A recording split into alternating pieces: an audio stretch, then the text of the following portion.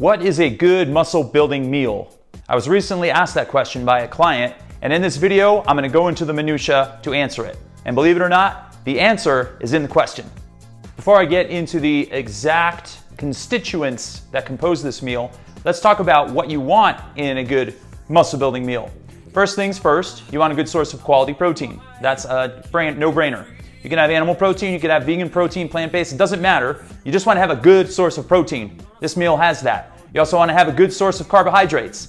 Ideally, complex carbs or carbs that are low on the glycemic index. And if you don't know what the glycemic index is, it's a chart that rates how fast a carbohydrate is going to spike your blood sugar when you consume it. And the idea with carbs, especially if you eat them alone, is you want to eat low glycemic carbs. So think in those terms when you're composing your muscle building meals. And lastly, we want to have a good source of fat. Fat helps with hormone optimization. It also helps with energy. And you want to make sure not to skimp on the fat and go low fat or no fat at all. You just want to make sure that you get a balance. So the whole entire meal should be a balance of protein, carbs, and fat. Protein helps with muscle building and preservation. Carbs help with energy. Carbs also are a good source of vitamins and minerals and fiber. And your fat is going to be your hormone optimizer, and it's also going to help slow the absorption rate of any carbohydrates that you eat, as will protein. So your meal is going to be balanced. It's going to give you all the major macronutrients that you need, and it's going to help with the rebuilding process of muscle, and it's going to preload your body for having essential quality workouts the next day, especially if you work out in a fasted state the next morning, first thing in the morning, and this is going to be your last meal of the day, which I highly encourage you to do. And I also highly encourage you to finish this meal between 5 and 6 and eat no later than that, and even go earlier if possible. Okay, now that we got all of those formalities out of the way, let's get into the actual meal. You're all familiar with tuna noodle casserole, right? It's one of those delicious meals you had as a 10-year-old when you were growing up, and you come home after school and you have a couple of chocolate chip cookies, and then you go run and play, and then you could just smell dinner cooking, and you come in at 5:30 and your mom would have dinner on the table, and it was tuna noodle casserole. Loved it. It was fantastic. Well, this meal I'm going to make is a spin on that, and it's called Muscle Noodle Casserole. That's right. Mussels build muscle. And the mussels I'm talking about are these babies right here. Actual sea creatures called mussels. These have more protein per ounce than steak. So all you meat eaters out there that are trying to shift away from red meat, try some mussels. They're fantastic. They're also high in vitamin A, B2, B12, zinc, iron, iodide, and selenium. And get this, zinc is really good at boosting the immune system, and it's also really good for male health for all you guys out there too. If you learn nothing else from today, start eating mussels on a regular basis. In addition to the mussels, I'm going to be having organic broccoli. I'm going to steam it up, and I'm going to have some organic kale, and I'm going to chop up this Roma tomato right here. And my noodles are going to consist of this. It's not just any noodle, and it's not just a regular pasta. It's Annie's, shells, and white cheddar, and these are organic as well. See those babies? Fantastic company. Annie's has a lot of really good quality boxed, yes, and bagged products, which everyone's afraid to do boxed and bagged, and I'm not one of those people. I think you need to read your labels and make sure that you're getting something clean, and you can actually have something like this and enjoy it at the same time and not be a fearmonger. Don't stay away from the middle aisles. Just know what you're finding. That's a whole nother video down the road, so stay tuned for that one. Anyway, this is made with organic pasta. It's got no artificial flavors or synthetic colors, and the cheese comes from cows not treated with RBST. It says it right on the cover. RBST is a hormone called recombinant bovine somatotropin. You don't want that in your system. Bad news. Okay, now that we got all that out of the way, this is going to be prepared, this is going to be prepared, this is and that, and then I'm going to take these mussels, I'm going to blend it all together in a nice big bowl, and I'm going to enjoy every mouth-watering bit. Let's get down to the prep. The first thing I'm going to do is fill this cup with 6 cups of water, and I'm going to put it in this container right here, this big pot.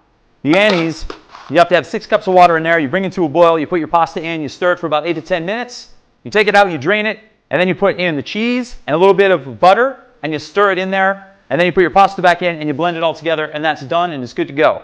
Then I'm going to take that, put it in a bowl, and I'm going to add the rest of my ingredients. So first things first, I'm going to add my water.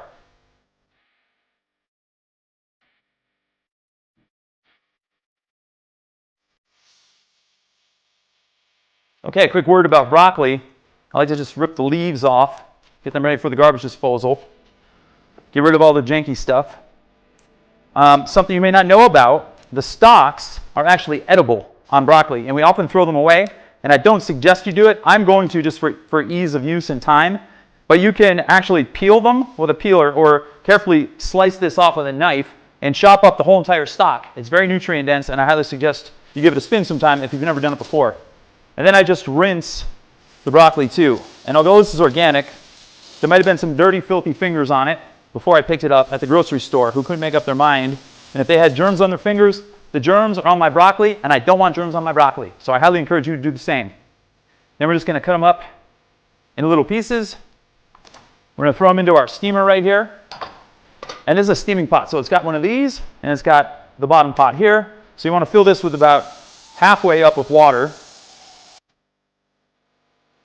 Then put your reservoir basin back in there, and then start chopping away again. Now broccoli is high in vitamin C, and it also, not only does it taste delicious, I used to love it as a kid, believe it or not, and most kids don't like broccoli, but I did. It also has this powerful antioxidant called sulforaphane. If you want to boost your immune system even more, try to make sure to get broccoli in your diet. And lastly, this is a cruciferous vegetable. And again, for all you dudes out there, you need to know that cruciferous vegetables are beneficial for lowering estradiol levels in your body. And when you lower estradiol levels, by default, your testosterone levels rise. So you have an ancillary benefit with broccoli right there. Lastly, broccoli is high in fiber. If you are following a higher protein diet and you're cutting back on your carbs, I would highly suggest you eat cruciferous vegetables like broccoli, cabbage, cauliflower, kale, and collard greens on a regular basis because they all excel with high amounts of fiber. And you don't want to get blocked up. And I don't mean to sound graphic, but that's the truth. Okay, now broccoli is ready. Water is ready to boil there. I'm going to put them on the stove behind me, and we're going to fire them up.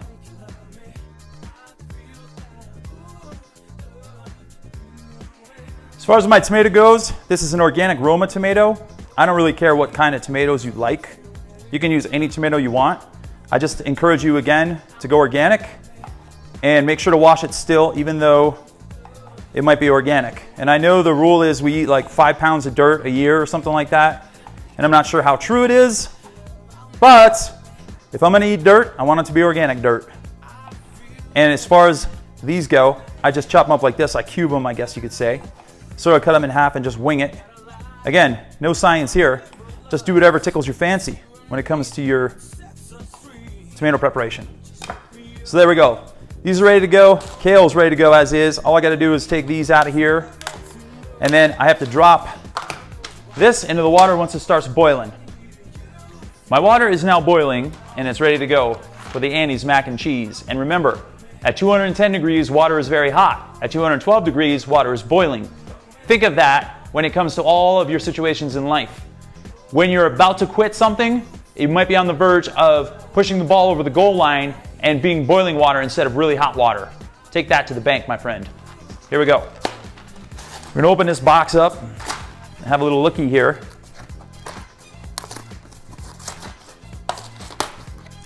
Let's get the packet out. There's our cheesy stuff right there. And now I'm gonna dump the shells into the water. After you have done that, you want to stand by and you want to stir it every so often within an 8 to 10 minute time frame.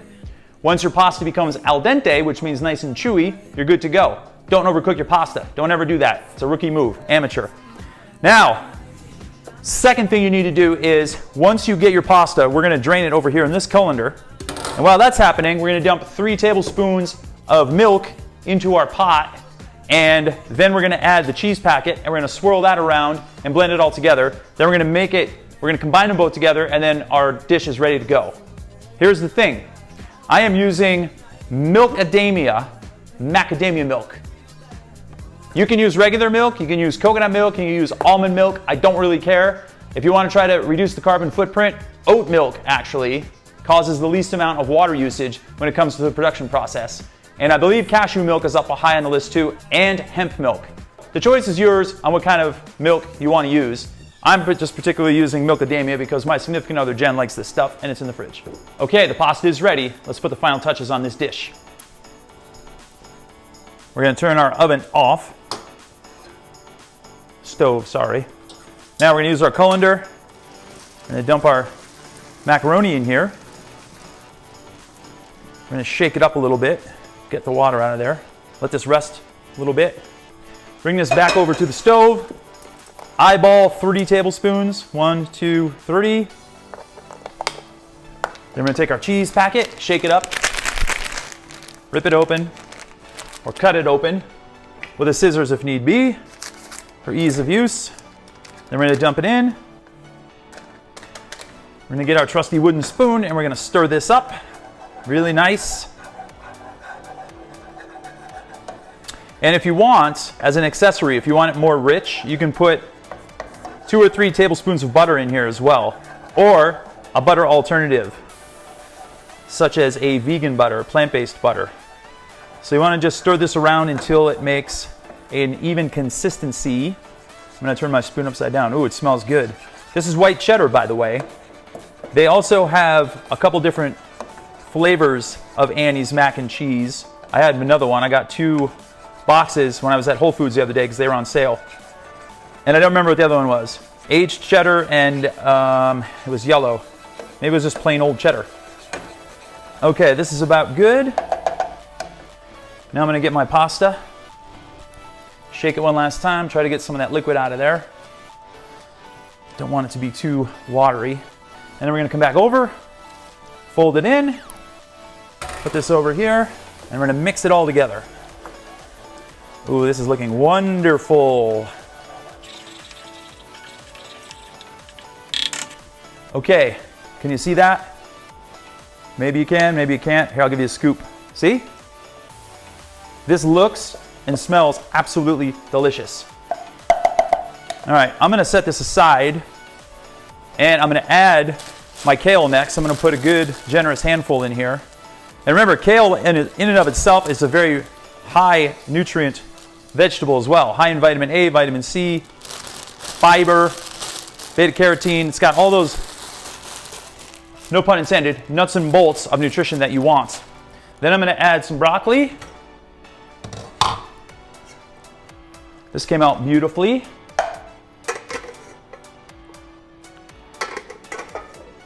And this has some good weight, so it'll compress some of that kale. And then just spread it out a little bit. There we go there. Now I'm going to add my mussels. Has a flip top thing. I would always suggest doing this over a sink in case you have some leakage or seepage. I'm going to dump it all right in there. I also failed to mention mussels are high in omega-3 fatty acids, which are very good for hormone optimization and building muscle actually, and also brain function and reducing inflammation. Last but not least, we're going to add our mac and cheese. Now, I'm not going to add the whole entire container of mac and cheese. I'm just going to sparsely throw some in to give it a little bit of flavor, because I do want to make a balance out of this and not have it too heavy in carbs. I want to have a good balance. So I'm going to blend this all together. It's going to be cheesy, it's going to be chewy, it's going to be delicious. Gotta get down to the bottom. Whoops, I got stuff flying everywhere here. Alrighty. There you go, can you see that? There's my finished product. So that, my friends, is an awesome muscle building meal known as Muscle Noodle Casserole. Now, if you do fancy tuna and you don't like mussels and you've had them before, use tuna instead. Use those packets of tuna. Safe Catch is a really good company. You can also make a tuna steak and just chop it up and blend it in and throw it in here. And if you want to go a little more carb heavy and add more of your mac and cheese, you can do that as well. And if you want to reduce the vegetables, you can do that. So you can get absolutely creative as you want. And I actually might throw some pistachios in here too, because I like a little bit of crunch. And I might put some nutritional yeast in there too, because I like the flavor of it. I found this one that has, it's called smoky nutritional yeast. And I put it on basically everything and it tastes delicious. There you have it. That is my muscle building muscle noodle casserole. If you have any questions or comments, feel free to let me know and hit me up. In the meantime, please like and share this video and subscribe to my channel. Till I see you again, this is Kevin David Rail.